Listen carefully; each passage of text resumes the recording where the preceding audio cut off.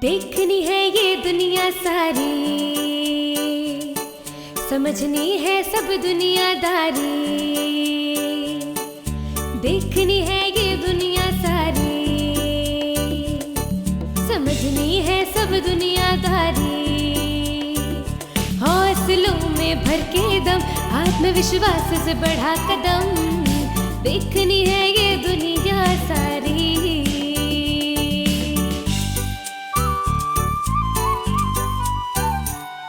ज़मीन से भी आसमां से भी करने चली हूँ मैं यारी। भरनी है उड़ान, लिखनी है खुद की पहचान। भरनी है उड़ान, लिखनी है खुद की पहचान।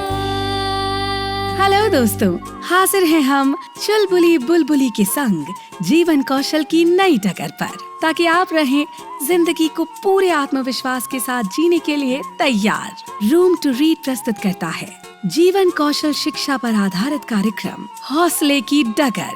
तो चलिए करते हैं कार्यक्रम की शुरुआत और सुनते हैं आपके हमारे जीवन से जुड़ी एक नई कहानी। तो बच्चों, आशा करते हैं कि आप सभी को ये नाटक उपयोगी लगा होगा। अगर एक बार फिर से दोहराएं तो जब कोई प्यार और देखभाल करने वाला आपको छूता है और आपको वो अच्छा लगता है तो आप उसे सुरक्षित स्पर्श कहते हैं। अगर कोई ऐसे स्पर्श करता है जिससे आप सहज महसूस नहीं करते हो या आपको अजीब या अटपटा सा लगता है तो वो असुरक्षित स्पर्श है और आपको उस स्पर्श से बचना है और किसी भरोसेमंद व्यक्ति को बताना है।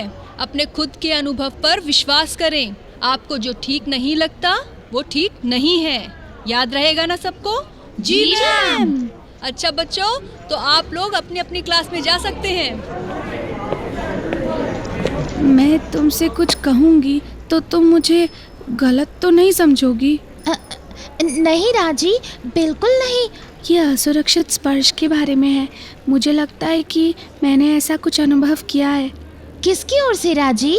मेरे एक चाचा हैं, मुझे उनका बर्ताव अच्छा नहीं लगता। वो जब भी घर आते हैं मुझे बहुत असहज महसूस होता है, एक डर सा लगता है, और वो जब मेरी पीठ थपथपाते हैं तो मुझे अच्छा नहीं लगता। हाँ राजी, ये तो असुरक्षित स्पर्श जैसा ही लगता है। चाचा जी मुझे सबके सामने बेटी कहकर बुलाते हैं, लेकिन ऐसा मुझे महसूस नहीं होता। ओह, आज का नाटक देखने के बाद तो लग रहा है जैसे मुझे घर में किसी को ये बात बतानी चाहिए। हाँ राजी, मुझे भी लग रहा है कि तुम्हें बतानी चाहिए। किसे बताओगी? माँ को? मुझे लगता है कि मैं दादाजी से कहूँगी। उनसे कहने में मुझे सबसे ज्यादा आसानी होगी। अरे तुम दोनों यहाँ आओ, लेकिन तुम दोनों कुछ परेशान लग रही हो। दरअसल सुरक्षित, असुरक्षित और अनचाहे स्पर्श पर आधारित आज का नाटक देखकर मुझे समझ में आया कि मेरे एक चाचा जो मेरे घर अक्सर आते हैं, उनका व्यवहार मुझे गलत क्यों लगता है, और उनके आसपास होने से मुझे अच्छा ना लगने में मेरी कोई गलती नहीं है।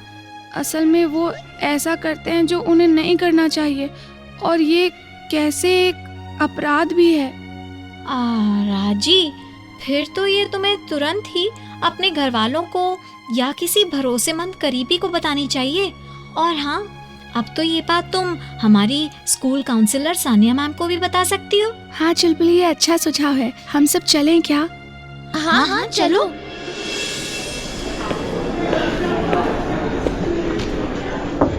मैम, क्या हम अंदर आ सकते हैं? हाँ आओ। अरे तुम तीनों यहाँ?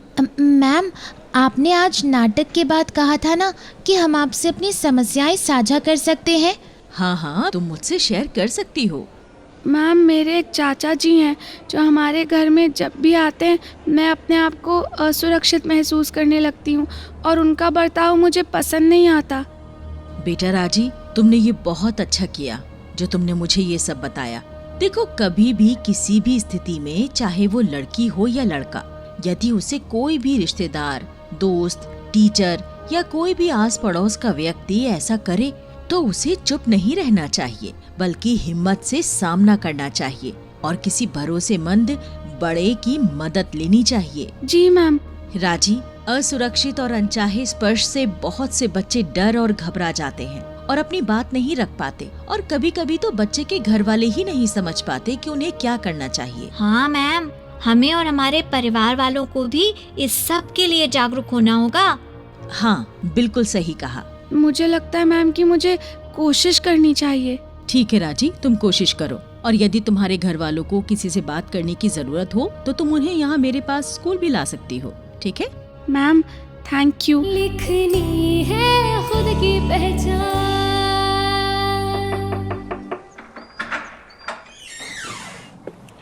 आ गई बिटिया, कैसा रहा आज स्कूल में दिन? आज मेरे स्कूल में एक नाटक हुआ था दादाजी। हमें बताया गया कि जब कोई प्यार और देखभाल करने वाला हमें छूता है और हमें वो अच्छा लगता है तो हम उसे सुरक्षित स्पर्श कहते हैं। अगर कोई ऐसा स्पर्श करता है जिससे हम सहज महसूस नहीं करते हों या हमको अजीब व अटपटा सा लगता हो तो वो असुरक्षित स्पर्श है, और हमें उस स्पर्श से बचना है और किसी भरोसेमंद व्यक्ति को बताना है। हाँ, ये तो अच्छी बात है बेटा, तुम्हें ये सब बताया जा रहा है। आजकल अनजान का कोई भरोसा नहीं है। दादाजी, अपने भी तो बुरे हो सकते हैं। मैंने आपको पहले नहीं बताया, मगर बलबू चाचा का अपनी ओर बर्ताव मुझे अटपटा लगता है। अरे, ये क्या कह रही है तू? दादाजी, मुझे कोई गलत फहमी नहीं है, ये सच है। मुझे लगा आप मुझे समझेंगे। ना ना मेरा बच्चा, तू परेशान मत हो, मैं कुछ करता हूँ। दादाजी, क्या आप मेरे स्कूल चलेंगे कल मेरे साथ? तेरे स्कूल? वो क्यों बेटा? आज नाटक दिखाने के बाद हमारी काउंसलर मैम ने कहा कि अगर हम में से किसी बच्चे को कोई ऐसी परेशानी हो तो हम उनके पास जाकर बात कर सकते हैं। अगर परिवार वाले भी आना चाहें तो आ सकते हैं। हाँ बेटा, ये सही रहेगा। मैं कल ही तेरे साथ चलूंगा तेरी मैम से मिलने। हाँ। जा मेरा बेटा।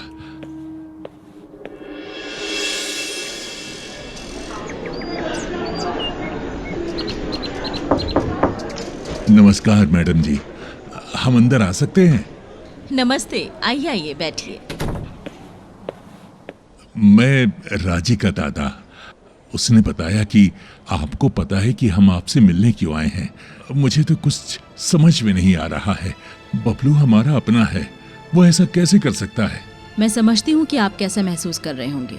बच्चों के साथ होने वाले यौन उत्पीड़न, यौन हमला जैसे अपराधों को रोकने के लिए बच्चों के साथ साथ उनके परिवार वालों को, या जो बच्चों के करीब हों और उन्हें समझता हो, उसको भी जागरूक और सतर्क रहना पड़ेगा।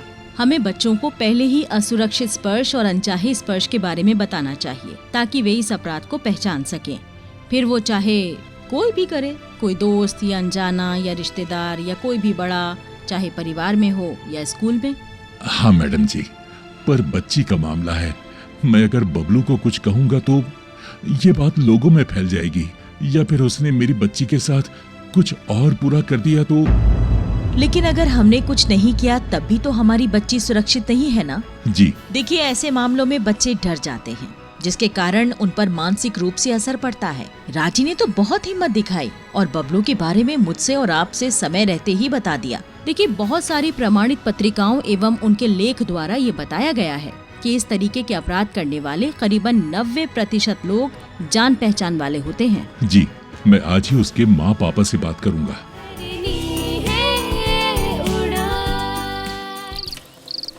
राजी, रात का खाना लगा लो बेटा, टाइम हो रहा है। पिताजी, आप कह रहे थे कि कुछ बात करनी है?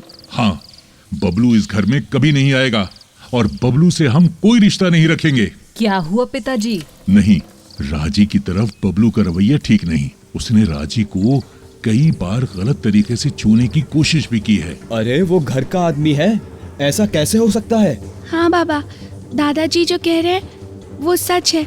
अब आप प्रॉमिस करो वो हमारे घर कभी नहीं आएंगे। हाँ बेटा, कभी नहीं आएंगे। पर तुमने हमें पहले क्यों नहीं बताया? अरे इसकी टीचर बता रही थी, ऐसी स्थिति में बच्चे अक्सर सहम जाते हैं, वो मानसिक रूप से प्रभावित हो जाते हैं, इसीलिए बच्चों के साथ रहने वाले हर सदस्य को बच्चों की गतिविधियों में ध्यान रखना चाहिए। समय समय पर उनसे खुलकर इस बारे में बात करनी चाहिए। मेरे लिए अब भी विश्वास कर पाना मुश्किल है पिताजी। मैं समझती हूँ कि आपके लिए विश्वास करना मुश्किल हो सकता है, पर मैं राजी को समझा सकती हूँ। मैं तो स्कूल की बहुत आभारी हूँ कि ऐसे कार्यक्रम चलाकर वो हमें और हमारे बच्चों को सतर्क कर रहे हैं। राजी, तू आ बेटा, आ इधर मेरे साथ अंदर आ, चल। हाँ माँ। भाई किशोर, मुझे टीचर ने पॉक्सो कानून के बारे में भी बताया जो 2012 में आया था।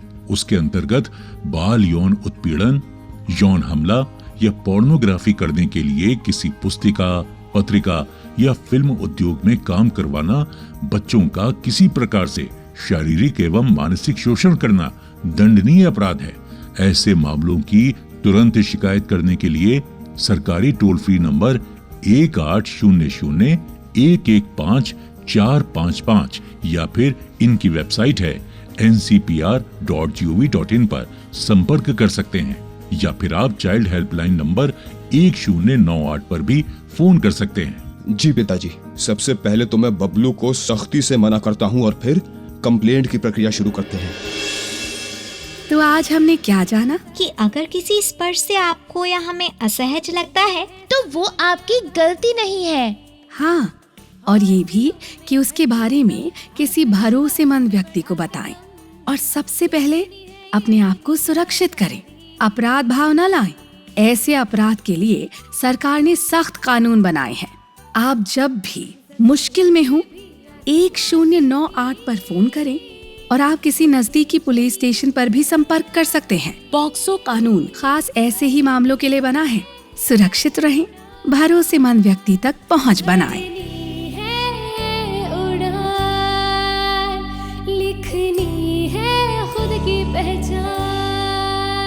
प्रस्तुति रूम टू रीड।